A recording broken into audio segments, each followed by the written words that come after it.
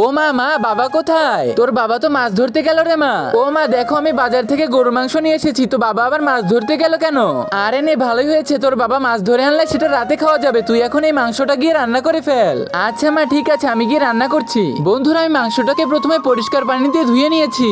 এখন এটাকে সুন্দর করে পিস পিস করে কেটে নেব। এখন আমি এগুলো ধনেপাতা দিয়ে সুন্দর করে মুড়িয়ে ফেলবো, কারণ আমি আজকে মাংস আর ধনেপাতার রেসিপি বানাবো।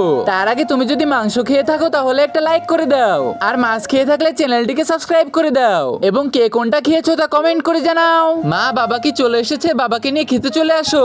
আসো আসো, তাড়াতাড়ি আসো, গরম গরম খাবে। কি বাবা, রান্নাটা কেমন হয়েছে বলো? মা, দারুণ হয়েছে, দারুণ। তুই এত মজার রান্না করিস জানতামই না।